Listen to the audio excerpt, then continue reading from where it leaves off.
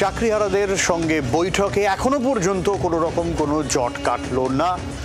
চাকরিহারারা তারা জানিয়ে দিলেন তারা পরীক্ষা ছাড়াই চাকরি পুনর্বহাল চান। ফলে এখনো পর্যন্ত জট জারি রয়েছে। বৈঠকের পর চাকরিহারা আন্দোলনকারীরা জানিয়ে দিয়েছেন সরকারের পক্ষ থেকে তাদের জানানো হয়েছে রিভিউ পিটিশন দাখিল করা হবে।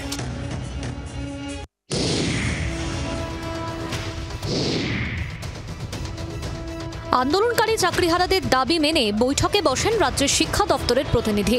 ঘণ্টাখানেক বৈঠকও চলে, কিন্তু বৈঠক শেষে কাটল না জট, অধরা সমাধান সূত্র। চাকরিহারা শিক্ষক শিক্ষিকাদের দাবি মেনে ও শিক্ষামন্ত্রী ব্রাত্য বসুর প্রতিশ্রুতি মতো তাদের সঙ্গে সোমবার বৈঠক করেন শিক্ষা দপ্তরের প্রতিনিধি। বিকাশ ভবনের বৈঠকে উপস্থিত ছিলেন শিক্ষা সচিব বিনোদ কুমার। তবে বৈঠক কার্যত নিষ্ফলা। পরীক্ষা ছাড়াই যোগ্যদের পুনর্বহালের দাবিতে অনড় এসএসসির চাকরিহারারা। সুপ্রিম নির্দেশ সত্ত্বেও একাধিক যুক্তি দেখিয়ে পুনরায় চাকরির পরীক্ষায় বসতে নারাজ আন্দোলনকারী চাকরিহারারা। যদি আমাদের ব্যক্তিগত আমাদের নামে দুর্নীতি প্রমাণিত না হয়, তাহলে এই যোগ্যতা মানের পরীক্ষা যেটা আজ থেকে 10 বছর আগে আমরা উত্তীর্ণ হয়েছি, আজকে সেই পরীক্ষায় আমরা কিন্তু কেউ বসবো না। আমরা অবশ্যই বলেছি যে আমরা যোগ্যতা নিরিখে চাকরি পেয়েছি, আমরা কোনোভাবেই পরীক্ষায় বসতে চাই না। আমাদের শারীরিক কন্ডিশন, মানসিক কন্ডিশন এখন পরীক্ষা দেওয়ার মতো নয়। যে একটা চাকরির জন্য আমরা যোগ্যতার পরীক্ষা দিয়েছি, আমরা কোনোভাবেই দেবো না। ওনারা সেটা আমাদের পরিস্থিতিটা বুঝেছেন। আমরা বললাম অনেক পেশেন্ট আছে, অনেক ক্যান্সার পেশেন্ট আছে, অনেক ম্যাডাম যারা আছেন, তাদের পক্ষে কোনোভাবে পরীক্ষা দেওয়া সম্ভব নয়। সোমবার শিক্ষা সচিবের সঙ্গে বৈঠকে পুরোপুরি সন্তুষ্ট নন চাকরিহারারা। আগেও তারা বারবার মুখ্যমন্ত্রী বা শিক্ষামন্ত্রীর সঙ্গে সাক্ষাতের দাবি জানিয়েছেন, এ নিয়ে চিঠিও দিয়েছেন। এদিনের বৈঠকের পরও সেই একই সুর তাঁদের গলায়।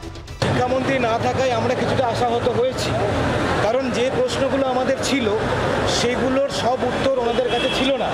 সেটা হয়তো যদি শিক্ষামন্ত্রী থাকতেন তাহলে হয়তো 100% আমরা স্যাটিসফাইড হতে পারতাম বা একটু বেশি হতে পারতাম। আমাদের এমন কিছু প্রশ্ন আছে যেগুলোর উত্তর শুধুমাত্র শিক্ষামন্ত্রী বা মুখ্যমন্ত্রী দিতে পারবেন, অন্য কারোর পক্ষে দেওয়া সম্ভব নয়।